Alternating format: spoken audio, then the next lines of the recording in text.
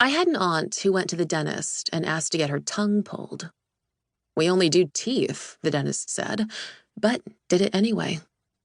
She took her tongue home in a jar and flushed it down the toilet, and years later, a fisherman in Half Moon Bay made the evening news, waving my aunt's tongue like a flag at the end of his pole. The police are still looking for the body it belonged to.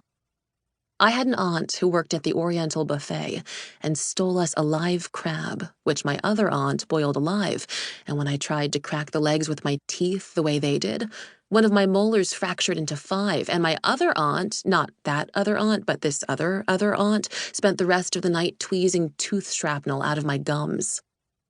I had an aunt who told me not to get braces because it would set off the metal detector at airports and trigger the German shepherds to run out and tackle me, and the agents would confiscate my teeth and replace them with rubber bullets and interrogate my mouth with their tongues. I had an aunt who took me to Great America while my mother was at an immigration interview. This aunt refused to get on a roller coaster, even though that's what we paid for. When I told her to get on, she said, "The only time I'll get off the ground is if I'm on an airplane or become an angel." And I told her she'd never become an angel, because I saw her kiss a woman that time we were at Walmart buying 4-ply toilet paper for my mother, who was in the throes of stress diarrhea, induced partially by her upcoming immigration interview, and partially because I told her the officers would test if she was truly American by feeding her strawberry soft serve and timing her digestion. I said that's why it's called passing a test, because they catch what passes out of your body. If it's liquid, they don't let you into the country. So my mother went out and bought 2 half-gallons of Breyer's vanilla to train her body to convert milk into bone and not brown silk. Anyway, my aunt locked me in the parked car, which I said was illegal in America. You can't even lock dogs in the car. And she walked up to the woman who had been following us while we shopped, a woman I'd recognized from the temple where we prayed to save my grandfather's polygamist soul, and kissed her. Kissed her so hard, my own lips shriveled like salted slugs. I had an aunt who gave me the lingerie catalog because there were coupons printed in it, though none of us would ever wear underwear with jewels or lace because jewels and lace need to be worn on the outside so that everyone knows you can afford them. I cut the bottom halves off the women for no reason.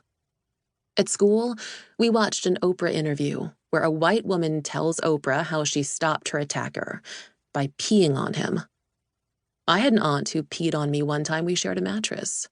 She'd been in the country 5 months, and when I woke up, she was trying to shroud the stain with a towel. She said she'd dreamed of being back on the island, peeing onto the roots of a camphor tree that didn't grow unless it was given water directly from a body. I imagined I was that tree. I grew because my aunts were watering me. I had an aunt who cut my hair for years until she got early onset something, some disease named after a man, and then she went around cutting people's earlobes on purpose, sneaking up behind them with her scissors and shearing off the tips like bits of shrubbery, and for years, every time I sensed something behind me, a pigeon or the gym teacher or rain, I assumed it was her. I covered my ears in my sleep, could never hear in my dreams. I had an aunt who swathed cellophane candy wrappers around the heads of flashlights and shined the beams onto my ceiling before I fell asleep, telling me it was the northern lights. And when I asked her what even caused the northern lights, she said it was the sky having bad breath, the sky spitting its stars like teeth. When night is the color of all my aunts letting down their hair, I remember I have another aunt who got all her teeth bashed in on a bus. She doesn't remember the man who did it, just woke up at the end of the line with the bus driver slapping her awake, telling her she better learn some English. So she did.